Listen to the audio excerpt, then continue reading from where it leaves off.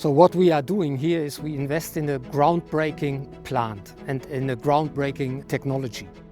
So in 2005, Richard Schrock got the Nobel Prize for the development of a catalyst which we use for our process here. And our process is dedicated to produce from biodiesel, from local raw materials, renewable raw materials, products and raw materials that can be used in the chemical industry, like lubricants. We produce molecules that can be used as tensides for washing agents, or it can also be used in the pharmaceutical industry, it can be used in agrochemical industry. So we will invest in this plant roughly 80 million here in Bitterfeld, plus 20 million in our plant in Hungary,